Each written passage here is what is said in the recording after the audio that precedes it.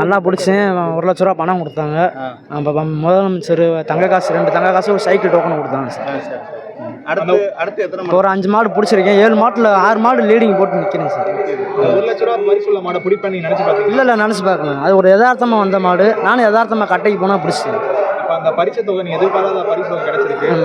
சந்தோஷமா இருக்கு. என்ன பண்ண போறீங்க? அது வீட்டில் ஒப்படைப்பேன். அம்மா அப்பாட்ட கொடுப்பேன் சார். அம்மா வேறு இறந்துட்டாங்க. அப்பாட்ட கொடுத்து அவங்க என்னாலும் செய்யணும் சார். காயம் எதுவும் இல்லை சார். நல்லாதே உள்ளே ஒன்றும் இல்லை சார். எனக்கு நல்லாதே இருந்துச்சு. போன வருஷம் இப்படி தான் சும்மா ஸ்டைல் போகிறதுக்காண்டி என்னை கூப்பிட்டு போயிட்டாங்க. போன வருஷம் 2வது ப்ரைஸ் வாங்கினேன். 14 மாடு பிடிச்சி. ஆனால் ப்ரைஸ் எதுவுமே கொடுக்கல. சைக்கிள் பீரோ சர்டிஃபிகேட் மட்டும் கொடுத்துட்டாங்க. ஆனால் இந்த வருஷம் அந்த மாதிரி செய்வாங்கன்னு தான் கொஞ்சம் எனக்கு பயமாகி போச்சு. கூப்பிட்டு போயிட்டாங்கன்னா இப்போ போய் மறுபடியும் மாடு பிடிக்க முடியாது. அந்த மாதிரி ஆகப்பட்டு நான் இப்போ கொஞ்சம் கற்றுனேன். வேறு ஒன்றும் இல்லை சார். குறி வச்சு இந்த மாதிரி பண்ணுறாங்க?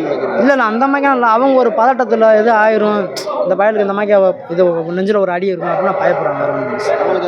எனக்கான காயம் தான் சார். தேங்க்ஸ். வேறு அஞ்சித் குமார் அவனியாவரம் தான் சார். சரி. அது அந்த மாடு 1,00,000 ரூபா மாடு இடிச்சது. சரிங்க சார். சரி போட்டு